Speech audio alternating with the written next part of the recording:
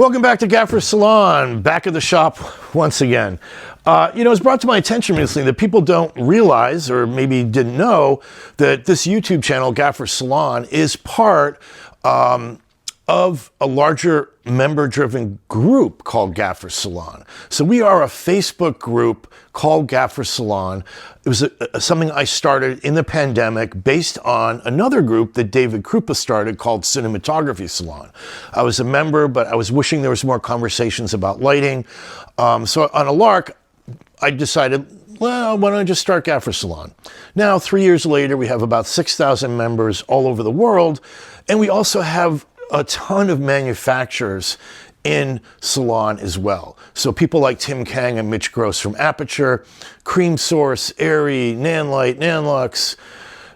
It's a long list of people we have in Salon. So I invite you, if you're interested, go to Facebook, just do a search for Gaffers Salon. You can request to join. You have to answer a couple questions. We'd love to have you. So anyway, today, we want to talk a little bit about these new Aputure full color fixtures, notably the Storm 1000C and the little baby here, the Storm 80C. Now, Andrew Locke is hard at work. I've been texting with him a bit. He's hard at work on his 1000C review, which I'm guessing we'll see in a couple weeks or within maybe the next month as he puts that out. But prior to that, put out maybe a month or two ago, was another review on the 1000C that just kind of blew me away. And Andrew Locke and Luke and I were talking about just how incredibly nerdy and detailed it was. And that was by someone in Colorado, Denver, Colorado, a young gaffer. I want to say he's been in the business more than 2 years, less than 3.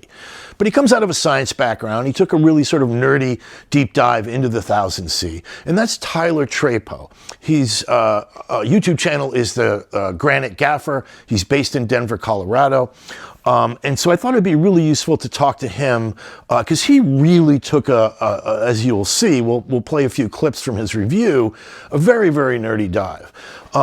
But at the same time, I've talked to gaffers I know that have been in the business 10 or 15 years, and they're not even really aware of like what SSI is or TM30, right? I mean, maybe they heard of CRI, but we've gone through these different stages of color metrics we can sort of trust. Earlier it was CRI, then it was TLCI. Now we seem to have landed pretty squarely on TM30. And SSI is kind of our metrics. So I thought it'd be useful to maybe talk a little bit about why those metrics are useful for us to know as gaffers and what they exactly mean and how we use them maybe in practical terms. But also when we talk about the new fixture, we gotta talk about it in relation to what just came before, right? So we have the Aputure 600C Pro. This is the Mark I. Eventually Aputure did a Mark II, which was brighter, but still using the RGBWW chipset, as was true for years with most of Aputure's full color fixtures, RGBWW. So I think it'd be useful to know how different is this? Like what are the gains we're seeing, both in terms of color metrics, but just in practical terms? So it's not until we get to this BLAIR-CG, right? In the 1200X, the bicolor, we had BLAIR, right? Blue, lime, indigo, amber, red, right? And now in the full color line, it's BLAIR-CG. So we're adding 2 other emitters into that mix, cyan and green. So we're going to dive into talking about this. And I think, there's a lot of little build quality tweaks. So much of all this is under the hood. This light looks very much like a 1200D or any other Aputure light. So a lot of these improvements are sort of buried under the hood. You've got this Fresnel locking Bowens mount. And I will say, I give Mitch Gross a lot of credit because, as you may know, Aputure acquired the company ProLight, right? They bought out ProLight, all the intellectual property, et cetera, et cetera. And so that involved this sort of idea of this locking Bowens mount, which I think is fantastic. I think every light should have that because any accessory you put on is really solidly mounted. It's not like the old ones where it's kind of a little janky, right? Particularly if you have something like a projection. And then the Fresnel. And I can tell you years ago, this is the Fresnel for the ProLight Orion 675. So I remember Mitch Gross came by my house and was showing me a prototype before they launched the 675, and he was not happy with what they came up with at the factory. The engineers came up with for the Fresnel. It was like this weird bellows. It was horrible. And so Mitch, on a cocktail napkin, sketched out an idea for a Fresnel that pretty much looks just like this. And so when all was said and done, the engineers built this. And this was a really terrific Fresnel, relatively lightweight, Bowens mount, compact. And we see this now integrated into the CF12 Fresnel on the new Aputure series. So this, of course, plays on the 1200X or the 1000C. So lots of improvements. So let's hop on a call. We're going to talk to Tim Kang from Aputure, and Tyler Trepod, the Granite Gaffer out of Denver, Colorado. All right, gentlemen, welcome, Gaffers Salon. So this is not going to be a review per se of the 1000C. This is going to be a conversation about the color science and the technology that's in the entire Storm line, both the BLAIR and the BLAIR-CG. So Tyler, on the left here, we got Tyler Trepod out of Denver, Colorado. His YouTube channel is the Granite Gaffer. And I got to say, I stumbled across your 1000C review, and I was talking to Andrew Locke and Luke, and we were like, holy crap, this is like the nerdiest, deepest dive into the color science. And I have to say, I learned a thing or two, and I was impressed because, correct me if I'm wrong, but I think you've been in the business more than 2 years, but less than 3, right? Yeah. This is my third year full-time, and that review came out during what would be my second full-time year. Yeah, so that's pretty impressive. And of course, we've got Tim Kang from Aputure. I knew Tim back at Quasar Science, where he was grossly underutilized, and now here in Aputure. And also, I should mention, let me make sure I get this right. You're the principal engineer at Aputure, and then you're the chair of the ASC. What's it called? Motion Imaging Technology Council Lighting Committee. Yeah. Along with Jonathan Miller, who used to be with Hive, now with Aputure. So let's take a quick look. We're going to play little short clips, and some of these clips of Tyler's review I've edited down just to be a little more concise, and then we can sort of talk about them. So let's take a look at Tyler's intro here. My favorite new feature, and the one that hints the most at the amount of color science and the software of this light, has to be the ability to select between the two white light standards, black body or CIE daylight. There's one big issue with using just warm and cool white diodes to control for color temperature, and it's that there isn't a second axis of control, that being green magenta.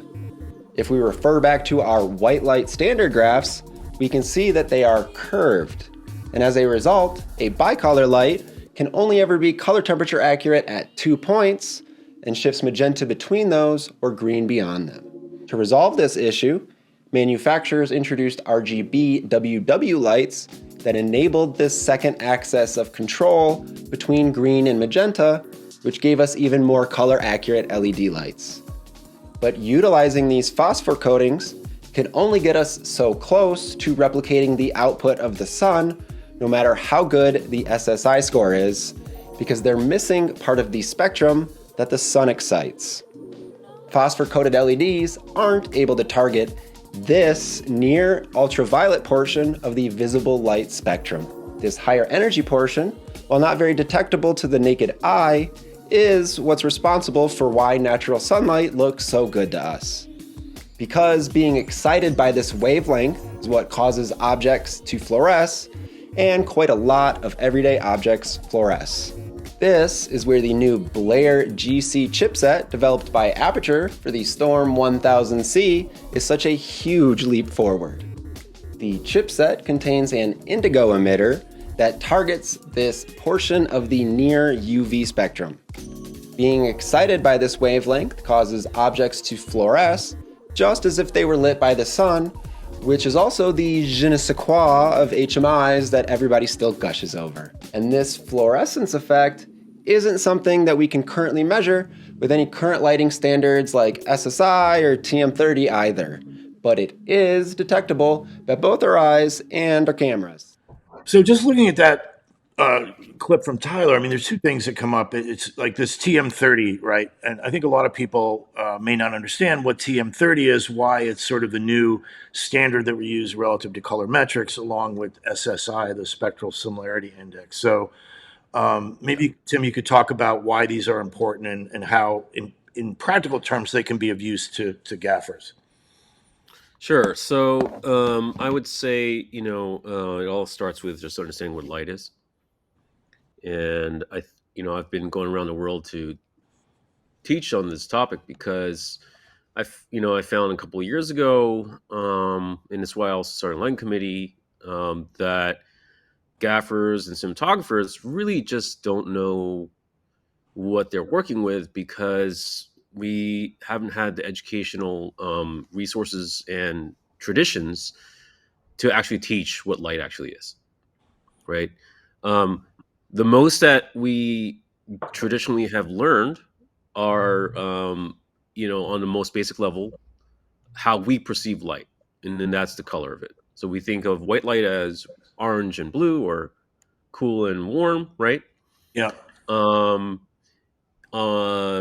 You get a little more experience, and then it would be, oh well, it's something. There's something called color temperature, and you assign this idea of temperature of being cold and warm with these colors of blue and orange, and then as a result, then you can start tying technology to that. So a gaffer would learn then, okay, you do half CTO or a quarter CTB. You have strengths of colors, right? Color temperature blue, color temperature orange, right? And then maybe you get a little more sophisticated and you get a color meter, like a Minolta color meter or something. And then you can actually get a color temperature reading using that. You get the idea that we've had these kind of terms, the technical terms, that as you get deeper into the craft of it, and I see in Gaffer Salon sometimes there are people that have been around for a while that are very salty about these newer concepts because they didn't come up with it and they have had careers that didn't need to know these sort of things. This sort of half gatekeepy, half sort of like legacy sort of thinking. Mm-hmm. But unfortunately, we're in a different reality now because enough things have broken these foundations, and these foundations are incandescent lighting, which is I've got actual 1K lighting me right now. There's the 1K lighting me right now, and if I measure the identity of that light, that's with this spectrometer. So this is not just a color meter. This is actually measuring the spectrum of it. So if I just push the button here, pointed at the light, there's a little bit of a LED in this office here, but you can see that there's a certain energy, split up into the rainbow, right? So if I maximize it for the screen here, the actual identity of the light is its spectrum, and this is the energy that's hitting my face right now. So that's what I've been trying to educate people. First of all, this is the identity of light. It's not my perception of the color of blue and orange. It's number one, you got to know that there is something called the spectrum, and that if anytime you ever talk about the identity of light, it's not just the technology that you use to generate it; it's the actual thing that's coming out. So when somebody looks like at that, you've got a graph of the spectrum. Like when you look at that, as a gaffer, if you've got some light A, B, and C, and you're pulling up and you're looking at the spectrum, you get a numerical indication of that from SSI, spectral similarity index. But as you're looking at that, what are you looking for? I mean, spikes, evenness. How would you exactly? It's the actual shape of it, So how do you evaluate that spectrum? You start training yourself to see what the standard is, right? So if your standard, number one gold standard that I think most people have is this incandescent light, right? And if I measure this incandescent light right here directly, and I'll come back here, this gold standard I have for incandescent, that's a 1,000 watt incandescent. All incandescent is this is what that spectrum of incandescent looks like, right? So you just train yourself, just like a kindergartner can understand the shape of a triangle or a circle. And this is what I was doing in the past too, is that uh, you just understand that the spectrum shape of what you like looks like that, you know.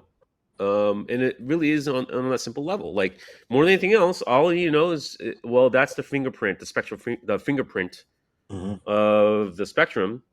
That's what I just need to expect, right? As, let's say, this is 32. So this is the spectrum of right now, 3052 Kelvin with 0 green shift, right? Mm-hmm. Um, that is my ideal, let's say. So if I am a gaffer that loves incandescent, and I know many that do, and most do, um, then I need to know what I'm actually talking about. It's not just I love just hot light with a burning piece of metal inside of a glass bulb. What I really love actually is the identity of the light coming out, which is that, and you just train yourself. It's a shape. It's not that complicated. I honestly don't think it's as complicated as people think. You just know that this is the shape of the spectrum that's coming out. And if that's the identity of what I like on the warmer side of things, then that's the identity of the light that it needs to be, right? Now it's the same thing for daylight. If I go outside, I can't really go outside Yeah. right now. But if I measure the spectrum of daylight, which I think I've actually metered in the past, so this is the spectrum of 5,000 Kelvin daylight, right? So again, I've learned to see what the spectrum of daylight looks like, and that looks like the spectrum of daylight to me, right? It's a little spiky in the IR region, but Yep. ultimately, like, this is just what daylight looks like. Okay, and so if I start metering things, and let's say I go into the office here, I have like a 4,000 Kelvin light somewhere, just overhead right here. When I meter this office light that I have, the spectrum looks like that. Okay, uh, that's very different from, let's say, the spectrum of something that I would expect to be like a kind of cooler incandescent. I have an incandescent balanced LED, and this is the incandescent balanced LED, right? And you can see that I'm missing all these wavelengths here and all the wavelengths over here, right? So I already know that, even though the color of the LED looks similar to my eye and in the world generally, I now know that it is a different thing from my ideal. So then So when you get down to yeah, practicality of, you yeah, go to a location, you got weird bulbs, yeah, or you're looking at 1,000C or an 80C and you're metering that, and it's clearly not as smooth a fingerprint, as it were. yeah, You've got a little bit of spikes, maybe blue and indigo or higher. Um, yeah. but then we sort of assign a numerical value to that in this spectral similarity index. Exactly. So that's the whole point of the spectral similarity index, is that, okay, you now know that the shape is different, right? But what does that matter to you, right? When is enough and enough? And right now, if I'm comparing, so what SSI does is it actually just compares the thing that I measured with this yellow bar right there as an example. Going down here, now I can physically see how those two different fingerprints line up, and I can see there are differences, right? Yeah. And you can see on the meter that those differences are where my real thing versus my ideal match up or don't match up. And what all SSI does is say, okay, in the window that cameras can typically see of spectrum, because you don't want to be comparing IR, it doesn't matter with deep IR for most cameras, right? All SSI is telling you is, within the window that cameras can see, what is the percentage of difference, right? And in this case, Right. the percentage of difference roughly is about 83%. And that kind of tracks because that means then, sorry, I'm just going to line it up here. Mm-hmm. That roughly, yeah, about I would say a fifth of it is off, right? A fifth of it is Yeah. generally not matching up, but most of everything else does. So yeah, 17% is about closely, it's about one fifth. Right. 17% of it, it's not quite there, and you know what? I'm okay with a B. I can pass with a B. Mm-hmm. I can take class and know that if I got a B, I'm not the best student, but I still know the subjects. And it's the same thing. It's like I have an 83% match in the windows that a camera can typically see, and therefore I can say, well, it's going to be good enough for most things, and that's what happened.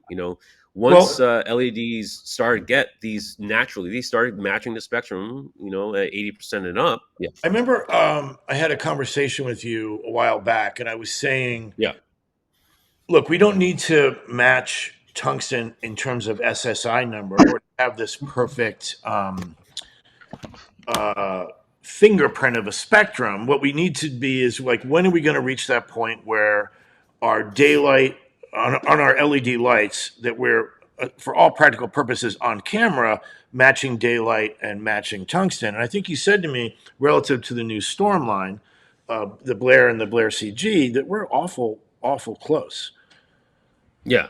We are pretty darn close. I mean, I never think there's anything that's perfect, and you're Yeah. always going to be a little bit off, and never going to make any superlative claims. But the missing component is that violet, that indigo region, that deep, sub blue region. I have a violet LED here. In this violet LED, maybe if I shine it here on the wall here, so it's there. You go. You can see how it's violet, right? And the Yeah. camera can pick it up. I've heard other manufacturers get nervous about what we're talking about here, and which doesn't make sense to me because it's a lighting committee thing, not a aperture thing.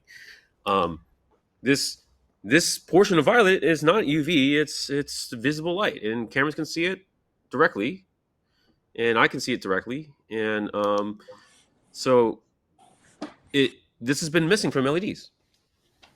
So if you fill it out, then you can get a better match and representation of the parts of the spectrum that you need to match the thing that you want. So how do you? So what I recall, you having told me previously, is you did a little bit of that on the Electro Storm, and you did a little bit of that on some of the Amaran, the newer Amaran stuff. Yeah. But if we take a step back to say 600C Mark I or the general RGBWW, Yeah.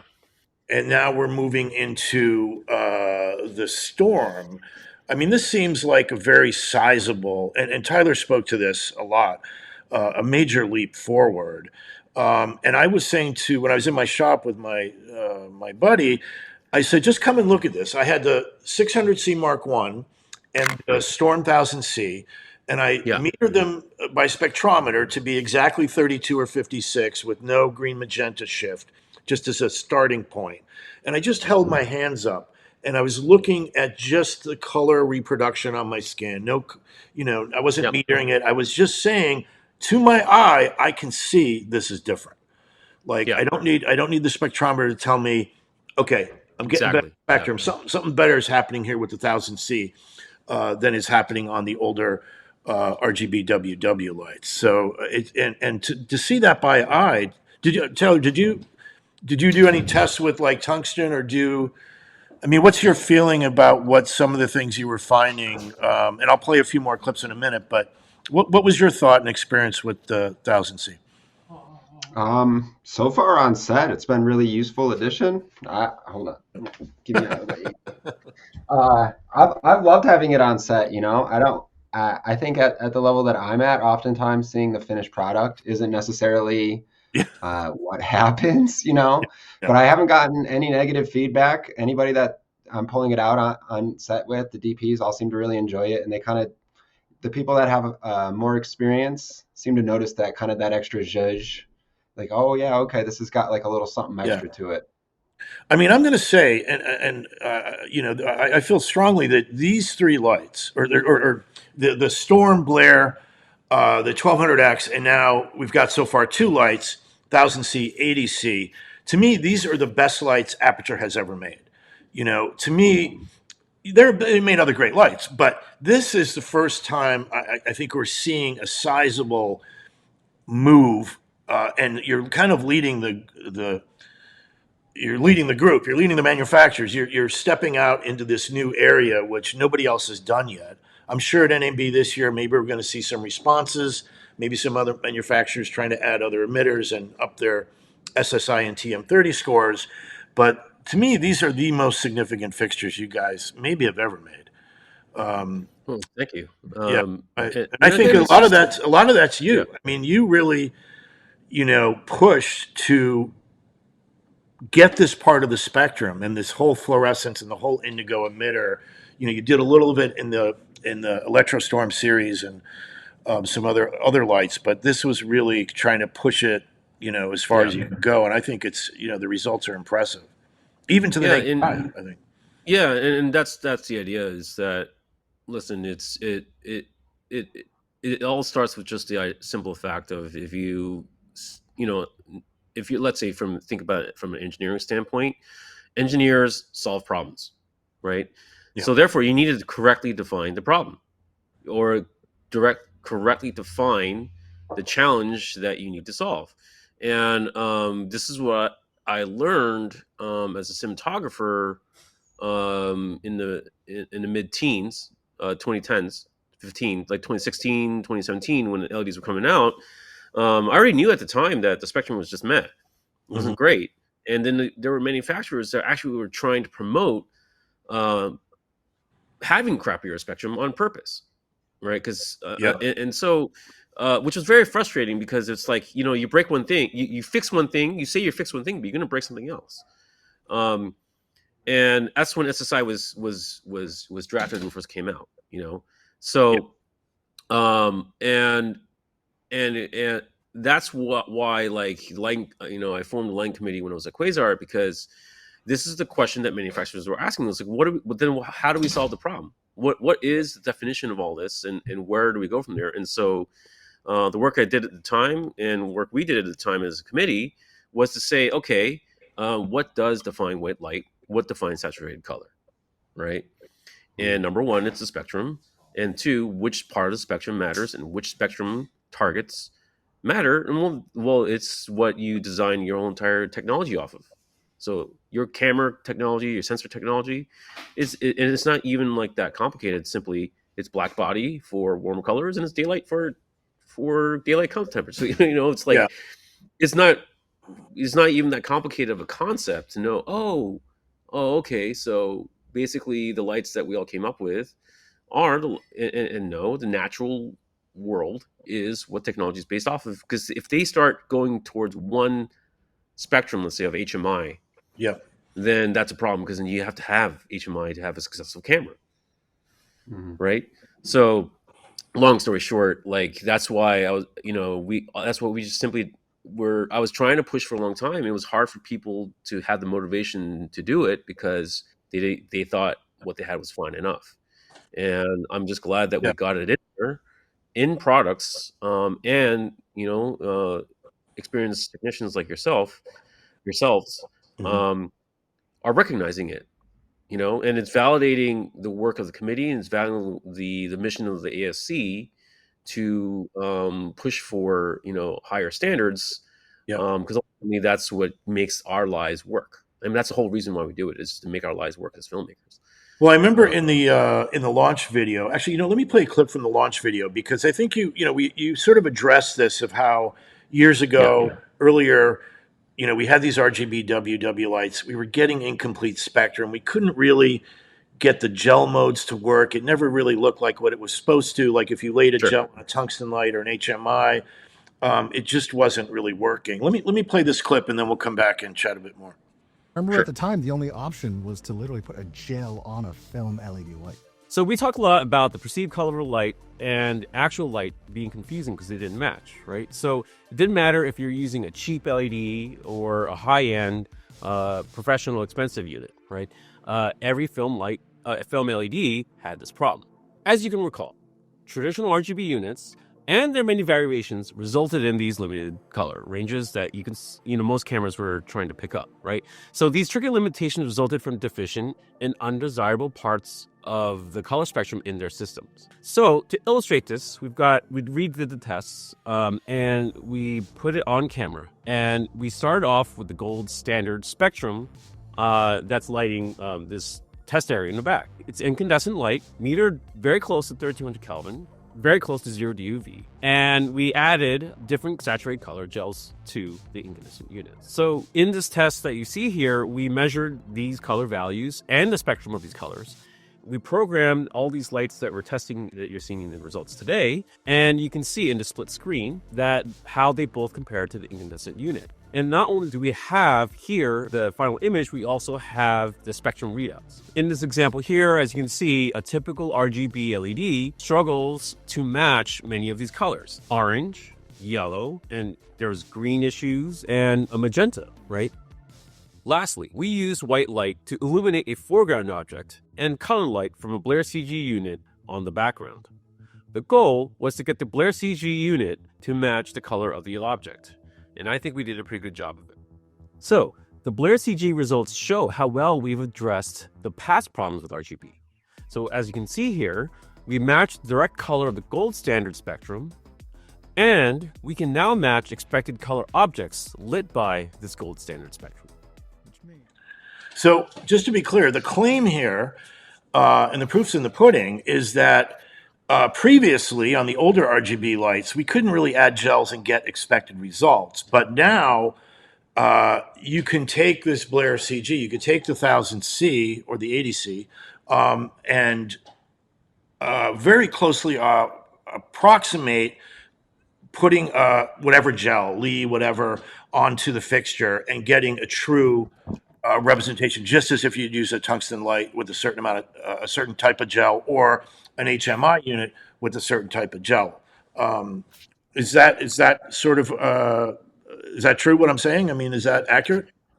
Yeah, mostly accurate. I mean, basically, again, it's just the identity of the spectrum is what matters, right? And so if I wanted to make sure that I had yellow, then I would then have to actually get a incandescent light. So I got incandescent light here, and you can see that's the spectrum incandescent, as you're familiar with. And then if I get a yellow gel, then what I'm going to do is I'm going to just put it over the sensor so that I'm only getting yellow light. And hopefully you can see here. It just shaves off all the blue information, but it's pretty much still everything else is passed through, right? And that is right there. That's the identity of the spectrum of yellow, for all intents and purposes. And this is what works in all cameras, because that's how real life yellow works, right, on a physics basis. So that was the point. And so the problem with the RGB is, which is a video I did in 2019 when I was at Quasar with Aputure, which is what we talked about in the line committee, which is RGB is a display technology, right?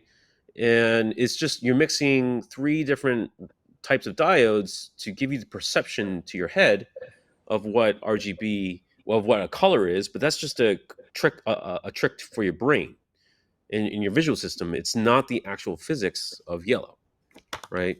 Yeah. So right now I've got this light dialed into yellow, but even to the camera it doesn't look yellow. I mean, it's just kind of just this mushy, orangey sort of color, and I've got this light dialed in. So if I mirror here, this is an RGB light that I have. That's the spectrum of yellow that most RGB lights have been pushing out to create the perception of yellow directly. And that's completely deficient, though, right? It looks completely different from what we had before, and that's why a lot of LED colors, when you dial in the gel setting, all you're doing is really just dialing in the perception of color, not the actual physics. So that's why when I joined the company and I saw that they were designing these new lights and these new engines, I had to weigh in and say, listen, if you design each component correctly, then you can construct that spectrum to match what the actual yellow looks like. If I can And once you interject do, here real yeah, quick, Tim, actually, can you talk about the perception of color versus the physics of color? I know this is kind of what like we've been talking about the last 20 or 30 minutes, but if you could just yeah, touch on that, I think yeah. just So, maybe more about well, that. I mean, this right here is that's. I mean, to my eye, I see yellow like a kind of a. It's not the greatest yellow, but it is a yellow coming out. Directly coming out of the eye, out of the light, it does look like a strong yellow to my eye when I look straight at the light. Because again, I'm just taking these, and this is why you can see yellow in the TV screen, is that you just take you just hack the system of your body. You have effectively three sensors in your eye that get you know uh, activated, and your brain interprets the ratio of these activations in your eye to be the color yellow, right? And the fact that you can have different physical things trick the brain to see the same color is directly exploited on purpose in a good way for display technologies to work, right? This is why we've had movie theaters, we've had TVs, and we have phones. It works. It's not like a terrible thing when it comes to just when you're directly trying to perceive a color. Um, the hack here, unfortunately, is that RGB LED lighting has been doing this for what I would say at least 15 years at this point. 20 years we've had RGB lighting, but it's always been producing light from a display standpoint and not a lighting standpoint, Is right? this why when we're Yeah. like, I remember years ago, not years ago, but 3, 4, or Yeah. 5 years ago, you'd be on set and the client would want some whatever, yellow or Yeah. magenta, and you do it by eye, you get it set, and then you look at camera and it's like not even remotely close. No. And then Yeah, exactly. you're just like you're screwed going all right, and you're trying to figure out how do we get the yellow what does it need to look like on set to actually look like what we want. And sometimes of course it's not possible because you don't have the spectrum, I guess, right? you, Exactly. you Yeah. can't achieve that, and yellow would be a good example because that's always been a tough one, Yeah. particularly for RGB WW. That was helped a lot, I think, when we generally moved to RGB ACL, and now, of course, we've moved a step further with the BLAIR-CG. But yeah, I Yeah. remember many a shoot where it was like just a nightmare. Yeah, same here. I mean, that's how I discovered the issue, because I was shooting the feature and I was promising that we would have a yellow kind of ugly yellow lighting in a pawn shop, because I saw it once and I thought it would be a great look in the movie. And I dialed all these units I had at the time to be yellow, and I looked in camera and it just kind of looked like an off white. Mm-hmm. And the director was very unhappy for good reason, and it made me look like a fool, and because I didn't do my homework, I should have tested it, but the solution was at the time, well, the spectrum is there for white light, right? So if spectrum is there for white light and you can get yellow things to look correct with the white light, then you just put this gel over your light that's set to white, because it does have the spectrum in there. So once you do that and you see the shape of that spectrum that LED can produce that is going to work, that's what we basically reconstruct with the 1000C and 80C, the Storm series. Yeah. Yeah. Rather, that was the design requirement that I put in there, very early on, and had spent a lot of time making sure that the component diodes that the LED engineers in the company were choosing would, when you mix that color and mix that spectrum, that it would be very, very close. Yeah. Even if it's not perfect, it'll be close, more than close enough to finally get to where we're trying to go. And it was a lot of work. It was a lot of work on the engineering team and product team and at Aputure. And I'm just a nerd to tell them, it just needs to do this, you know. So Well, speaking of nerds, let's go to Tyler. I want to play yeah. a little clip of Tyler talking about the CCT accuracy. Now, I think this would apply to the 80C, but Tyler is testing. This is for the 1000C. So let me play this.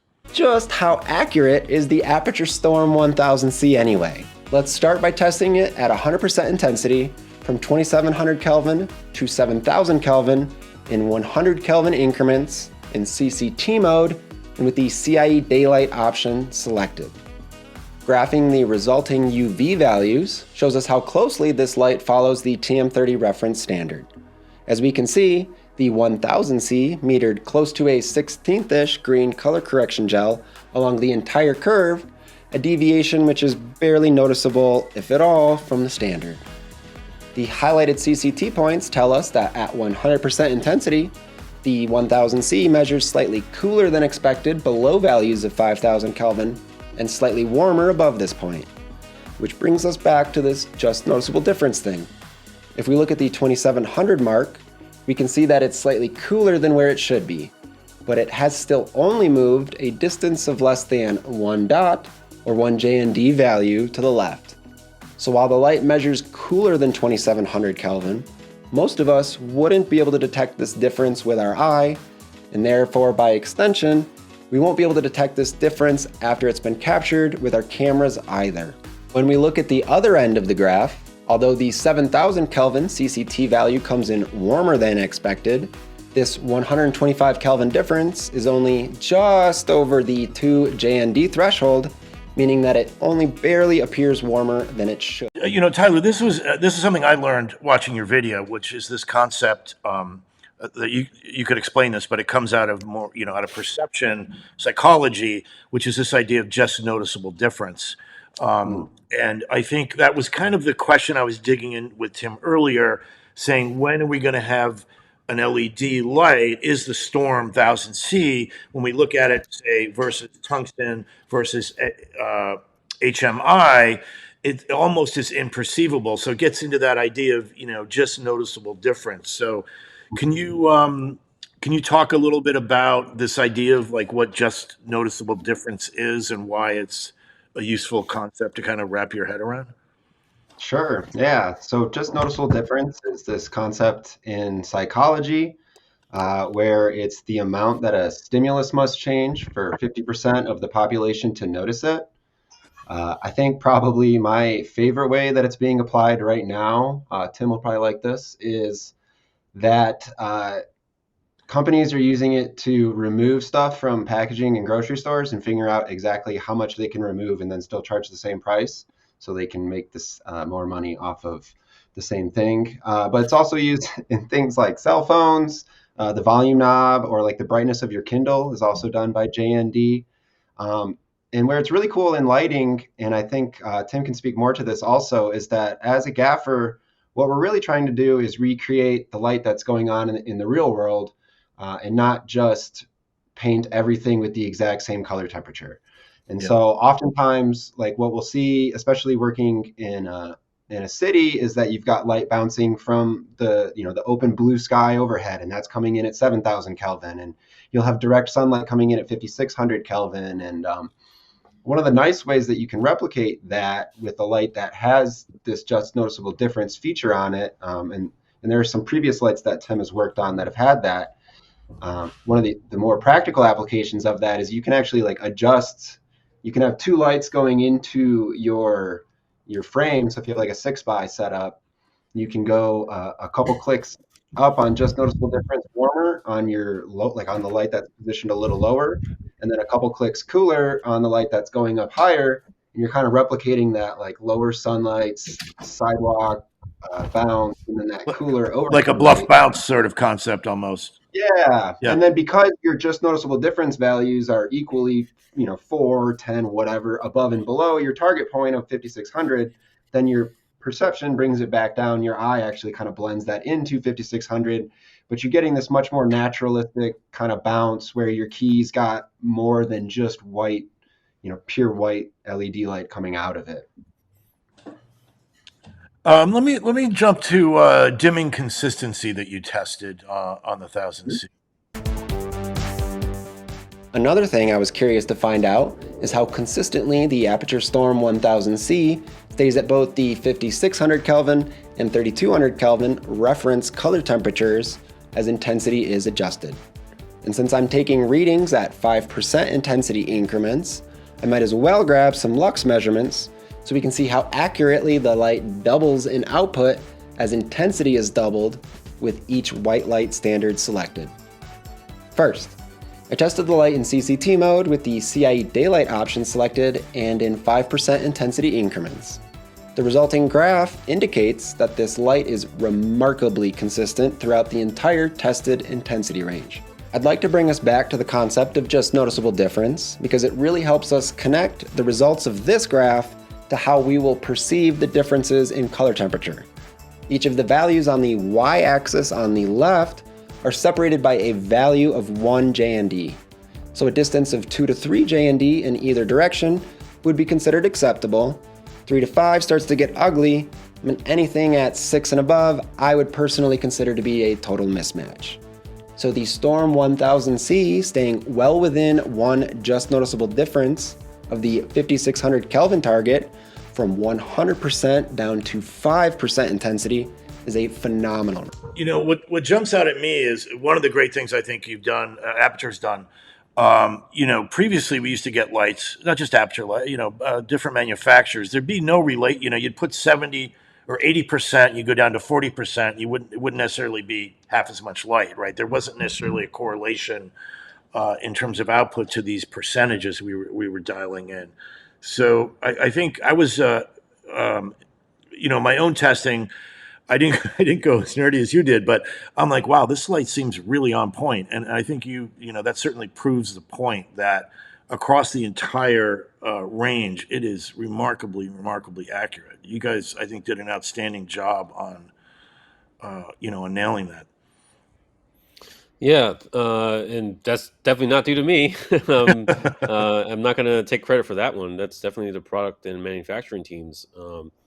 And I think it is due to the fact that they've now had years of manufacturing underneath the belt Yeah. to figure out the workflow to calibrate their lights, you know, and every single light is calibrated at a consistent temperature, which is really tough to do because you actually have to have it in a temperature controlled room that maintains a temperature so that you can meter it. And when you dim down, you maintain that temperature to figure that out so that it is consistently what it should be. But right? you also And then- fought, yeah. you know, I remember our conversation when I Yeah. did the 1200X review.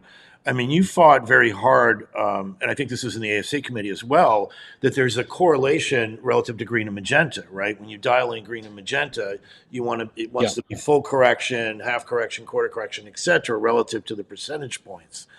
Yeah. So it's Yeah. not just intensity, it's also green and magenta. Exactly. It's And- also Kelvin accuracy. Yeah, and this whole concept of just noticeable difference is in any direction of color. It's not just CCT as a dimension of orange and blue. It's any deviation from what it is. You've got a radius of change, you know, a certain amount of change that you would accept. So Well, one it's thing- a very Yeah. One thing I wanted to jump back to that I meant to dive into earlier when we played Tyler's sort of intro, talking about how we now have we can either choose CIE daylight or black body. So I wondered, Tim, if you could dive into why it's there, where it's going to be useful to people working on projects. Yeah, so this is the whole thing. You know, a lot of manufacturers just think that black body is it, right? And black body meaning the definition of color temperature is black body, right? It's literally when you heat a piece of carbon or metal up and it gets to be 5,000 degrees hot. That's a black body light, and the energy radiating off of something that's 5,000 degrees, which is like, for example, the sun is 5,700 degrees. 5,600 degrees is the surface of the sun, right? That's the color that's the spectrum coming off, and we perceive it to be that certain color, right? So the reality, though, is that the sunlight that we get from the sun, if you were in space, yeah, you would be off black body, pretty much. Um, but we've got a filter called the atmosphere.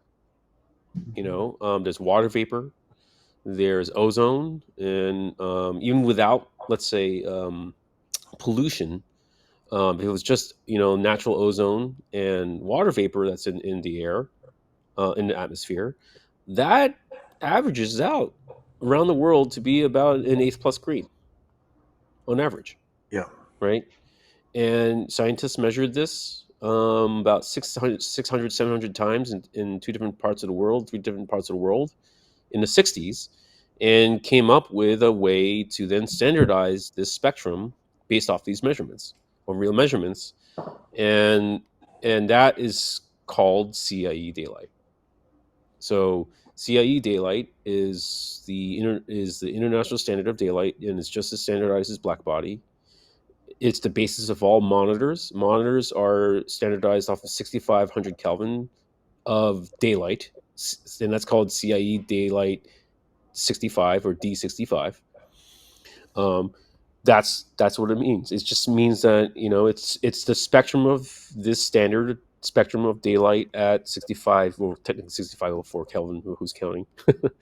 um, but it is a tunable spectrum. It is an actual equation with spectrum that you mix together in this method. So if I dial in 4672 Kelvin, I can get the spectrum of this standard daylight at 4672 Kelvin, right? So as a Um, gaffer, yeah, who's maybe not particularly knowledgeable about spectrum or SSI or TM30 or anything, yeah.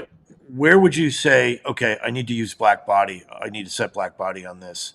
I mean, I'm assuming So if you're doing a shoot where you had a bunch of other tungsten lights, maybe, and you were setting this up to match in that relative vicinity yeah, versus you're outside or you're dealing with HMIs or you're dealing with daylight sources. But what would yeah, be the rule of thumb for? I would think most of the time I would be working in CIE daylight, and I know yeah, Tyler, you mentioned that most cameras are pretty. That's pretty much the de facto, right? So yeah. and more legacy instruments sort of are more black body. So I'm just curious, like, how does a gaffer, where would one want to make those choices of one over the other? Sure. I mean, it's an eighth plus and minus green, Okay. right? Of a difference, right? Yep. Um, so when does that matter to you, or when does it matter to the DP or not? Is number one. Hmm. Um, am I trying to match real daylight in any way? Well, then just do CIE daylight, because Yep. you're going to be matching real daylight. You're matching the spectrum, and now with CIE daylight calibration, you're matching that eighth plus green naturally when you dial in 56. Is that the only difference? Is that difference of the green? Yeah, Oh, interesting. Okay. Because yeah, it's funny because I've been on shoots and I honestly I didn't know this until a number of years ago that daylight was actually eighth yeah, plus green essentially, right? Because yep, I'd have DPs wanting me to like zero out green and magenta, and then I'd yeah, be like metering the light, and I'm like, oh, something's not right here because we're not actually matching. So that's interesting. So yep. basically, if you're in a studio and you're working with a bunch of tungsten lights, it would obviously make sense to not have plus eighth Yeah. green. Yeah, Well, I mean, yeah. I mean, it wouldn't anyway. It shouldn't, because yeah, the light. We're talking about daylight temperature, so we're talking about 5,000 Kelvin and up. Really, is when it fully kicks in, right? yeah. So if the light is defaulted set to CIE daylight, but if I'm at 3,500 Kelvin, 2,800 Kelvin, whatever, anything below like 4,000 Kelvin, I'm at black body regardless. Yeah. So it doesn't really, yeah. But it's like, but when as soon as let's say I've got a cream source Vortex 8, and I've got I don't know, a sky panel at 60 Yeah. set to 56. A lot of companies are still doing and also all the Aputure stuff, predating Storm. They're still using black body as their standard. So if you want backwards compatibility to other LED Yeah. companies, they're targeting black body. Um, So if you don't want to have that eighth green shift, then you just set the light to be black body, and then you don't have to constantly always wonder or worry, do I have to dial in this manually or not? Yeah. So The other thing that interested me a lot was now we're moving into, what are we calling it? HSIC plus. So, I have some of the old, say, for example, the RGBWW Amaran F22Cs, which I always thought was a fantastic light. I mean, it was limited to 8-bit, et cetera. And you could, whatever gel, if you wanted to lay a gel color on or whatever, you had a selection. If I'm not mistaken, it was either 32 or 56. Some lights you can't even select. It's just, it's whatever the white point is the manufacturer sets. But as we move in to HSIC plus, right, you can literally dial in any Kelvin temperature that you want to then lay a gel. So I want to hop over to Tyler's talk about CCT and HSIC plus mode. Another comparison that I wanted to make was to see how accurate the CCT output is in HSIC plus mode. This is because I'd ideally love to work in only HSIC mode, since it gives us access to the entire option of CCT and color possibilities. But I don't want to sacrifice color temperature accuracy to do so. So first, let's look at how well the light followed the TM30 reference curve with CIE daylight chosen. In HSIC mode and at 100% intensity, the Storm 1000C meters remarkably similar to how it metered in CCT mode, which is exactly the result that I was hoping to see. As for the lux measurements, we see remarkable linearity and consistency with the prior measured values in CCT mode. Flipping over to black body, and this is where we see why I might hesitate to use the light in HSIC mode when I've got black body selected. We can see that while Storm 1000C stays within 1 JND at intensity levels above 60%, it trends near 3 JND at 15% and all the way above 5 at 10%.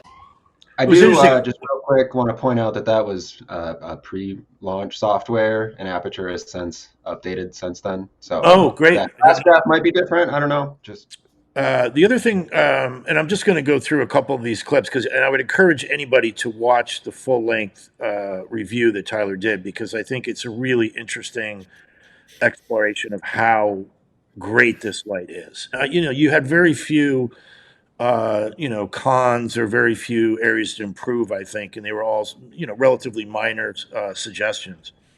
Yeah, I think as far as the actual, like the implemented software on launch, this light has been the most accurate light that I've tested so far. Yeah. Whether in CIE or black body, all the way from 2,000 to 20,000.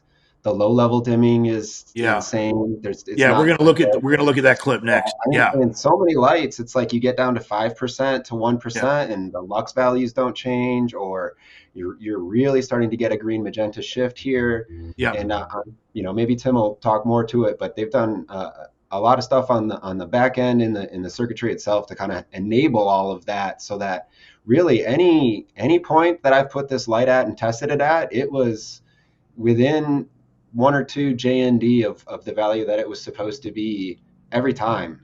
I haven't had a light that's been like this yet. It's really an incredible feat of engineering. Time to take a peek at how good the low-level dimming performance of this light really is. I tested the Storm 1000C in CCT mode with both CIE daylight and black body white light standards selected, from 5% down to 0.1% intensity in 0.1% increments. First up, let's look at how CIE daylight measured at 5600 Kelvin. Now, this result does look more jittery than previous graphs, but there's also 50 data points as compared to the prior 20, so that's kind of the main reason. Otherwise, this is a ridiculously impressive result. To be this accurate all the way down to 0.1% intensity is wild. I've never tested a light that can do this. And the result is the same for 3200 Kelvin as well. Just incredibly astonishing stuff from the team at Aputure here. And as for the output in lux, here's how that looks. Near perfect linearity and twofold reduction with a cut in half of intensity with the only blip being that 0.2% and 0.1% had the same lux measurement for both color temperatures, which it did verify multiple times. But to go from 60,000 lux to just 250 lux, which is a difference of 8 stops, while retaining color accuracy this well, Aputure wasn't lying about this low-level intensity stuff. For reference, a light that maintained perfect linearity down to 0.1% intensity would have about 9.5 stops of dynamic range, and most current LED lights have about 5 to 6. So if Aputure releases a firmware update that solves this 0.1 and 0.2 intensity blip, then the Storm 1000C would be at a nearly perfect 9 stops of dynamic range. You know, so I know Andrew Locke's hard at work on his 1000C review, so we'll take a look at some of the DMX actual dimming. I mean, this is more low-end performance. I don't think you tested that. I know I didn't in terms of DMX queuing and response. So I know that'll be out in the next, I don't know, 3 weeks or something, 4 weeks by Andrew. I think one of the things that's really impressive about it is, you know, I said it probably like at another 30 seconds on in the review, but if you look at the low-level dimming on either the 600D or the 1200D, once you get to like 5%, it really just starts to taper off and be quite linear. You know, and I think a lot of DPs I've worked with, probably you as well, John, you know, you've got a light at 5% and they go, can you get it any dimmer? And you put it all the way to 0.1 and it's kind of almost the same thing.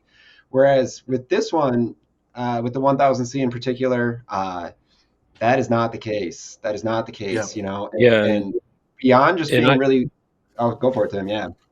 Yeah, I actually fought pretty hard for this one too. Well, I'm glad you did. It's nice. It enables a lot more use cases than a 1200 watt you would think initially you'd be able to pull out for as well, because of that really acceptable low level performance. It's been I mean, awesome. Before it came, the electrostorms were being developed, and they were the real first bastion of this Aputure. So it's not like I'm not going to take credit for it. That's for sure. It's a really great engineering team.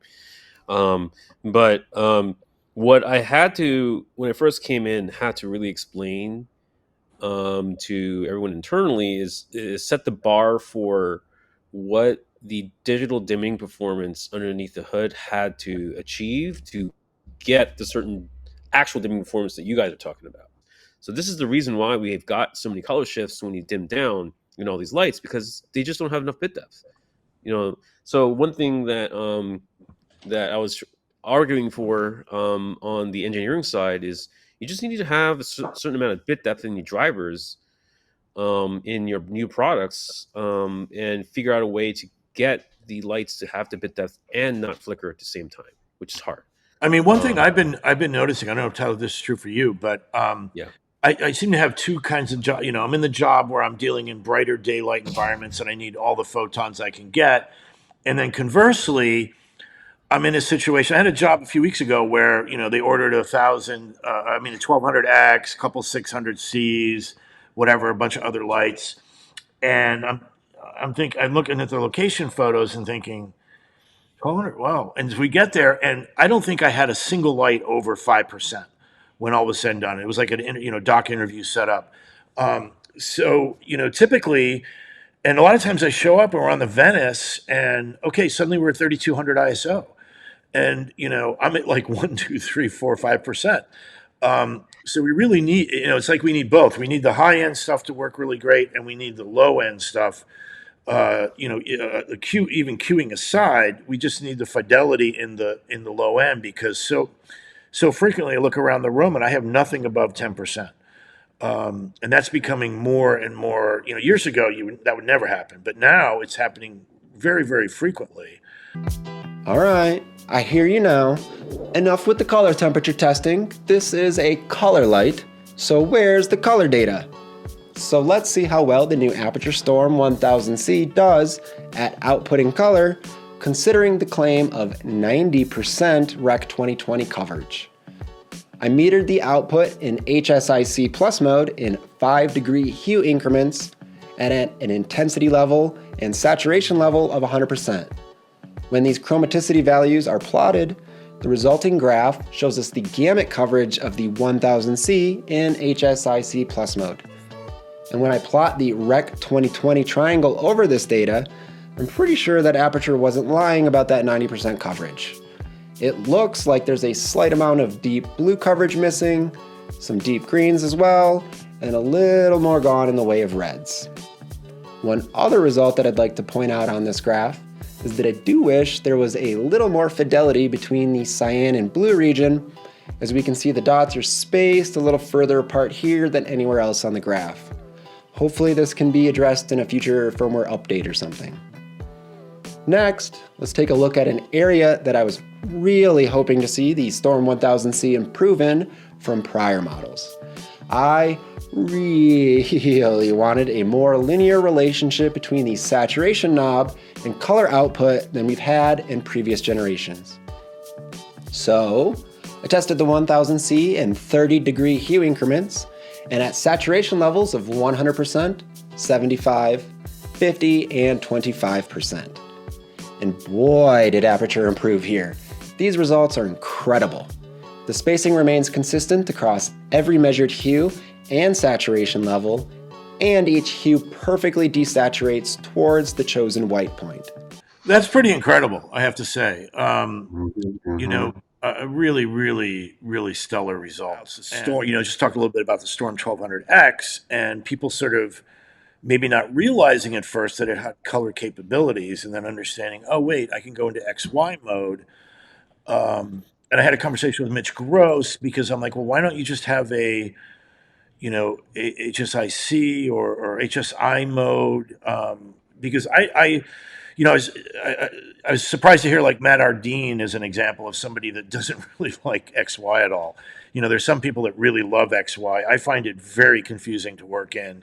I mean, maybe if I did it every day, I'd start to get the hang of it, but I find it very confusing. So, and also I find that so much of it is about calibration. So when I tried a few times to do XY, I discovered that many of the lights, because it's essentially, I'm guessing, just a mathematical calculation and not an actual calibration, is you would set, you know, light A, light B, light C to the same XY value. But if you actually put the spectrometer to it, it would be, you know, off, you know, sometimes quite a bit off.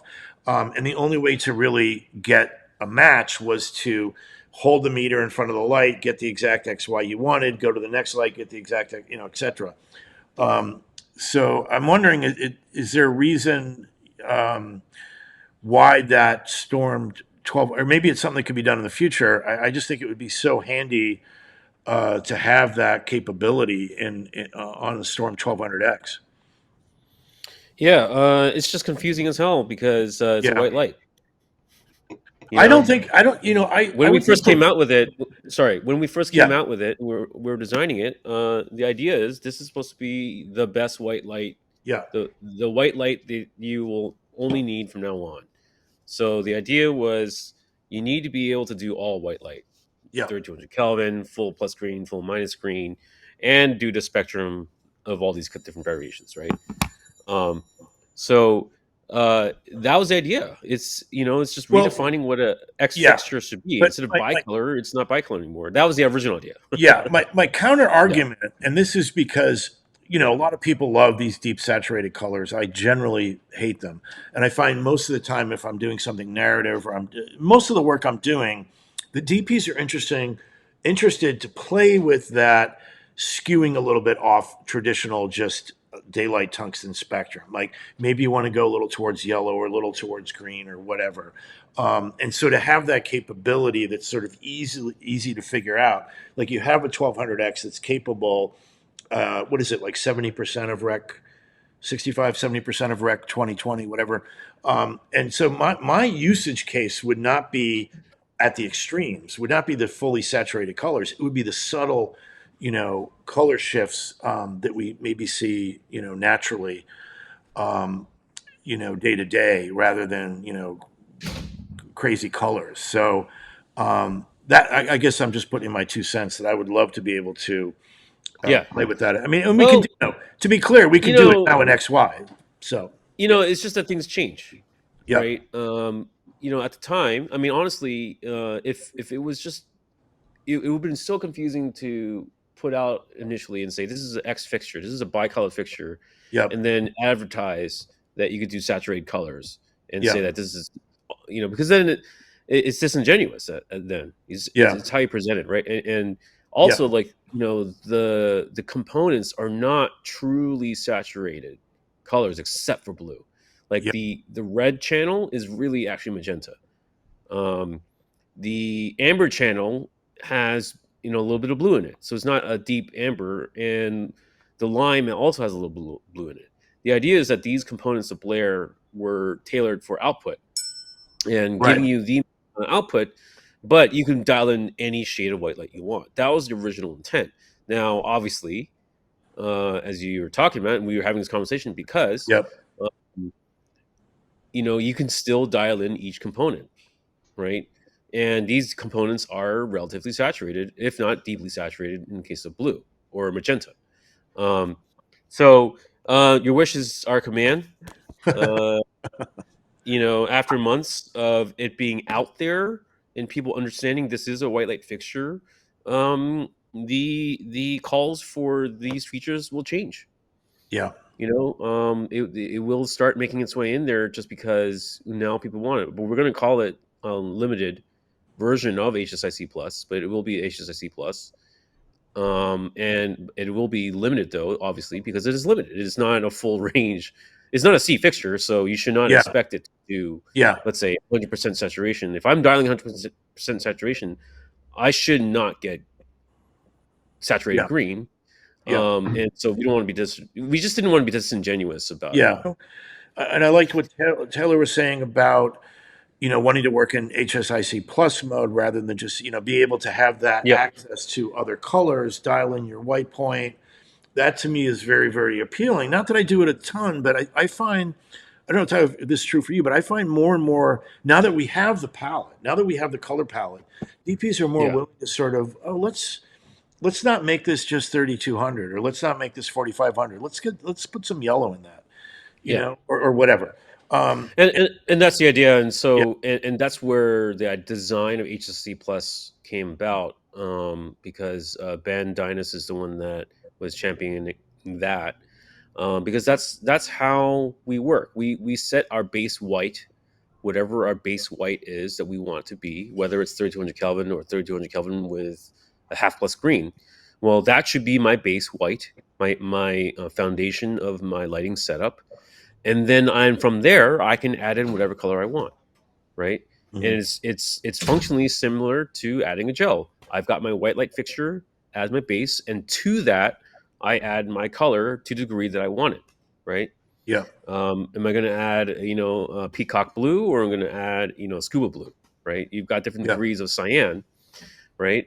And it's in like kind, that's where things are going to be headed. Is you're going to have you dial in your white, and then if you need a little bit of more extra oomph in there, you can now do that, and that's the mentality. And for example, the 1000C or 80C, the C fixtures for sure, you're going to just be living in HSC Plus mode the entire time, because you're going to get the white light functionality you would get anyway that Yep. you want in CCT mode. But then if you need to add a little hint of color, let's say like adding like a bastard amber or something, Yeah. you could do that. You don't have to do gel mode. You literally just dial in just a little spice in there, and that's the way it should be. And that's where the 1200X is probably going to head, because the XT52 will definitely have it. Yeah. And so if the big boy X fixture is going to have it, it's going to it pretty much makes sense just to put in everything else. Where do you see, in my book, and Tyler, I think you said this very specifically, HMI is kind of dead. I mean, is your feeling, Tim, that we've surpassed spectrum? Aside from the fact that we can dim CRMX, all that stuff. I think just in terms of spectrum, TM30, all of our color metrics, it seems that almost anything 4K HMI or under is pretty much a dead, we're just beating a dead horse at this point. Yeah. Well, now it's 6K. Yeah. and down. Yeah. It's basically similar to a 6,000 watt HMI in terms of just raw output. I mean, All these other companies, everyone's trying to claim, and I'm sure Aputure's going to try it too, is claim it to be an M90 level. But that's like if you're if you're getting certain modifiers and stuff. But I'm more comfortable in saying personally. I'm 6K. I'm not a marketing focused person. I just want to say it's a 6,000 watt solidly. Well, the problem with like the 2400s, like whether it was Nanlux or whatever, year 26, I mean, they, when Luke was testing it, it was pretty on point with a 4K part in flood, but it was, of course, nowhere near it in full spot, which is not correct. That's why I'm like, I don't really like I don't like stretching the numbers game too much. I'm more in a, like, effectively, when would I call for this light? It's like, well, like, when would I call for a 1200X? Well, functionally, I would call for a 1200X if I wanted an M18. Yeah. Or if I wanted a 5K. Yeah. Because it's about the same output at 3000 Kelvin and at 5600 Kelvin. So if I needed a 5K, I still would call for a 1200X. Well, relative to the 1200X and the 1000C, where do you? What's your feeling now about how close we are to matching or exceeding an equivalent HMI or an equivalent tungsten?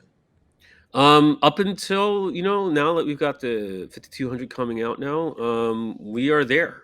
I mean, that was the whole reason why I fought for the violet portion of the spectrum, because that was really the je ne sais quoi that was missing from LED to surpass HMI on a spectrum standpoint.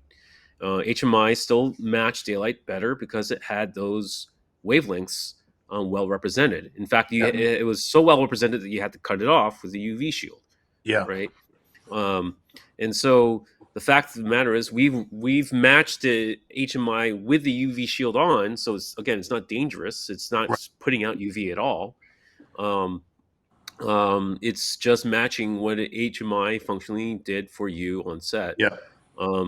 And that was the point, is that, I see people kind of poo-pooing it, but I'm like, this replacement of HMI, I'm like, I don't know. When I first came up, everybody hated HMI. No one has ever liked it. Totally. I don't understand this love for HMI. It's so funny. It's so funny. All of a sudden, it's going away. Why? Why the love for something that we all hated? It's like it was inconsistent. You can't do high. Every head was different.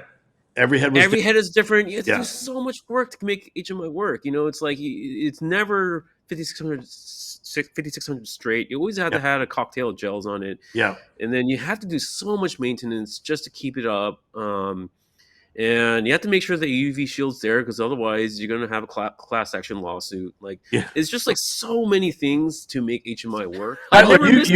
You're probably too young. Did you use HMIs at all, or a little bit, or not at all? No, kind of the LED fixture revolutions really enabled my career. Pretty proud of it. I started in my Outback, and I've seen some RE tungsten kits on sale in our Facebook group, and like 3 lights would take up the whole back of that, and that'd be it. So I haven't actually used too much HMI, and very rarely tungsten units. That's so interesting. Yeah. I mean, you should still get 1 or 2 small ones just so you have a real reference for something that's good, like truly good. And it's not expensive either. I do recommend that. I got a 1000K or 1K RE and Fresnel on it, and I plugged that in, played with it a little bit, and I immediately understood why all the old dudes on Gaffers Salon hate the F10 Fresnel on the 600. Because the cut is just totally different. The shape and everything it's night and day. We haven't, that's true of a lot of Fresnels. I mean, I think, the CF12, the ProLight, they were decent, but they weren't quite what a 2K old school Fresnel was. But it's not a point source bulb. I mean, it's just not a point source bulb. Does this review make me sound like one giant fanboy for the Aputure Storm 1000C? Maybe, but I really do believe that this is the next leap forward for filmmaking. And the inclusion of the indigo emitter in the BLAIR-CG chipset is going to mark the death of the almighty HMI lamp. Don't believe me? Go get your own 1000C and find out for yourself how amazing this light is. If you've made it this far, maybe give this video a like and toss me a sub so I can continue to give you reviews that go this in depth. And if you're ever in the Denver area and you find yourself in need of a gaffer, make sure to reach out. You can find me and what's in my 1-ton grip and electric package right here. Thanks for watching, and I'll see you next time.